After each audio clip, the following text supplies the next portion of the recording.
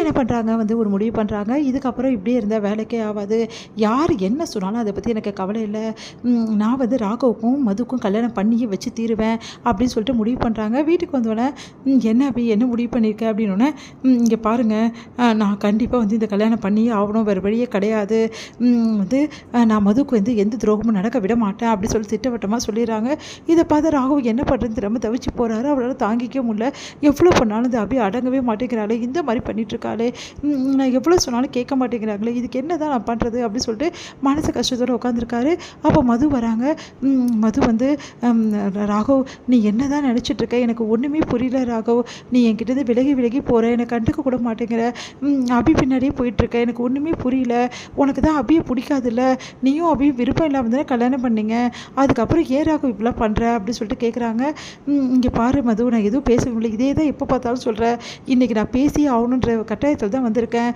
அப்படி தான் நம்மள்கிட்ட ஒதுங்கிறாங்களே, நம்மளுக்கு கல்யாணம் பண்ணி வைக்கிறேன்றாங்களே, அப்புறம் ஏன் ராகவ் இப்படிலாம் பண்ணுற, நீ நினைக்கிறியா அபி பாவம், அவங்களுக்கு கல்யாணம் ஆயிடுச்சுல்ல, அதனால யாரும் அவங்கள வந்து கல்யாணம் பண்ணிக்க மாட்டாங்கன்னு யோசிக்கிறியா ராகவ், அதெல்லாம் ஒன்றும் இல்லை ராகவ், நம்ம 2 பேரும் அவங்களுக்கு ஒரு நல்ல மாப்பிள்ளையை பார்த்து கல்யாணம் பண்ணி வைக்கலாம் அப்படின்னு சொல்லி சொன்னோன்னே அதிர்ச்சியோட ராகவ், நீ என்ன சொல்கிற மது, என்ன பேசுகிற நீ, என்ன என் பொண்டாட்டிக்கு வேற ஒருத்தன் கல்யாணம் பண்ணி வைக்கிறோமா, நீங்கள் பேசுறது நல்லா இருக்கா அப்படின்னு சொல்லிட்டு சாமியாக டென்ஷன் ஆகிறாரு. என்ன ராகவ் சொல்கிற, ஓன் பொண்டாட்டியா அப்படின்னோடனே, ஆமாம் ஏன் பொண்டாட்டி தான், மது ப்ளீஸ் புரிஞ்சுக்கோ, அபி ஏன் பொண்டாட்டி, அவளை நான் விட்டுட்டு எப்படி இருக்க முடியும், நீயே சொல்லு அப்படின்னோடனே அதிர்ஷ்டறாங்க.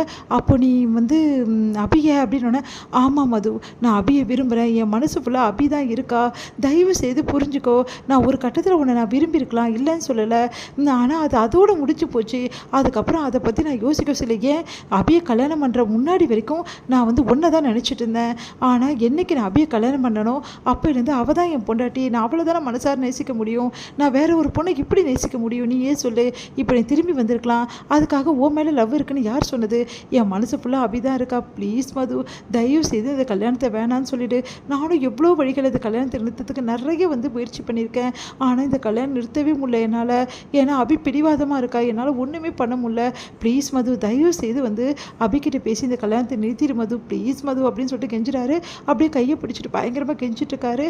இங்கே வந்து என்ன பண்ணுறாங்க, அபி வந்து மேலேருந்து பார்க்குறாங்க. ராகவும் வந்து மதுவும் கையை பிடிச்சிட்டு அப்படியே வந்து ரொமான்டிக்காக நிற்கிறாங்கன்னு நினச்சிட்ருக்காங்க. வந்து அபி அப்படியே பார்த்துட்டு வந்து என் முன்னாடி வந்து மதுவை கல்யாணம் பண்ணிக்க விருப்பமே இல்லாத மாதிரி சீனை போடுறாரு. இப்போ என்னென்னா மது கையை பிடிச்சிக்கிட்டு அப்படியே ரொமான்டிக்காக இருக்காங்களா 2 பேரும்.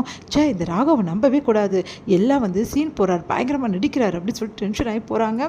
அடுத்து வந்து ராகவ், நீ சொல்கிறது நான் சொல்கிறது உண்மைதான், தயவு செய்து அபி மனசை மாறணும், அதுக்கு இந்த கல்யாணம் வந்து ஒரு தடையாக இருக்குது, இந்த கல்யாணம் வந்து இல்லைன்னா கண்டிப்பாக அபி வந்து இப்படிலாம் யோசிக்க மாட்டேன். சரி அபி ஏன் இவ்வளோ தீவிரமாக இருக்காங்க என்ன உனக்கு கல்யாணம் பண்ணி வைக்கிறோன்னு அப்படின்னு அதிர்ச்சி அடைகிறாரு. எப்படி நான் சொல்லுவேன் மது, அந்த விஷயத்தை நான் சொன்னால் நீ தாங்கிக்க மாட்டேயே, இப்போ என்ன பண்ணுறது ஒன்று போட்டு இப்படி கேட்குறாள்னோடனே, இங்கே பாரு மது, நான் அவனை விரும்புகிறேன்னு அவன் நினச்சிட்ருக்கா, அதனால தான் இப்படி பண்ணிகிட்ருக்கா, அவன் மேலே எனக்கு விருப்பம் இல்லைன்னு நினச்சிட்ருக்கா, நான் அவளை விரும்புறதை தெரிஞ்சால் கண்டிப்பாக இப்படி பண்ண மாட்டா, சரி நீ அது ஓப்பனாக சொல்லிட வேண்டியதானே, நான் ஓப்பனாக சொல்ல முடியாத நிலமையில் இருக்கேன், அதுக்கும் ஒரு காரணம் இருக்குது, ப்ளீஸ் தயவு செய்து இப்போ இந்த தற்சமயத்துக்கு இந்த கல்யாணத்தை எப்படியாவது பேசி நிறுத்திடு, ஒரு 6 மந்த்ஸ் தள்ளி போட்டுரு, அதுக்கப்புறம் நான் எப்படியாவது அபி மனசை மாற்றிடுவேன், நான் அபிக்கு புரிய வச்சுடுவேன், இல்லை வேறு ஏதாவது பண்ண முடியுமான்னு பார்ப்போம் அப்படின்னு சொல்லி சொன்னோன்னே, சரி ராகவ், உனக்காக நான் அபிக்கிட்ட பேசி பார்க்குறேன், ஆனால் ஒரு விஷயம் மட்டும் சொல்கிறேன் ராகவ், இப்போ இந்த மாதிரி ஓப்பனாக நீ பேசிட்டேன்னா எந்த பிரச்சனையும் இருக்காது, இப்போ வரைக்கும் அபிக்கிட்ட நீ ஓப்பனாக பேசாதது தான் எல்லா பிரச்சனைக்குமே காரணம், எனக்கு தெரிஞ்சு நீ தான் மெயினாக காரணம் அப்படின்றாங்க. அது கேட்டு ஆமாம் நீ சொல்கிறது கரெக்டு தான், நான் தான் காரணம், ஆனால் இப்போ உனக்கு தெரிஞ்சிச்சு இல்லைன்னு எனக்கு நல்லாவே தெரிஞ்சிச்சு, அப்போது உன் மனசில் நான் இல்லையா அப்படின்றாங்க. ஆமாம் மது, இப்போ என் மனசில் அபி தான் இருக்கா, ப்ளீஸ் ஒரு ஃப்ரெண்டாக புரிஞ்சுக்கோ அப்படின்னோடனே, சரி ராகவ் நீ நல்லா இருந்தால் எனக்கு அது போதும், அதுக்காக நான் என்ன வேணாலும் செய்வேன் அப்படின்னோடனே, மது ரொம்ப தேங்க்ஸ் மது அப்படின்னு சொல்கிறாரு. பரவாயில்ல ராகவ், நான் அபிக்கிட்ட பேசுகிறேன், கவலைப்படாத அப்படின்னு சொல்லிட்டு போகிறாங்க. அப்பாடா மது புரிஞ்சுக்கிட்டா, அந்த அபி தான் புரிஞ்சுக்க மாட்டேங்கிறா அப்படின்னு சொல்லிட்டு ராகவ் டென்ஷன் ஆகிறாரு. மது என்ன பண்ணுறாங்க, யோசிக்கிறாங்க எப்படியாவது அபிக்கிட்ட பேசணும் அப்படின்னு சொல்லிட்டு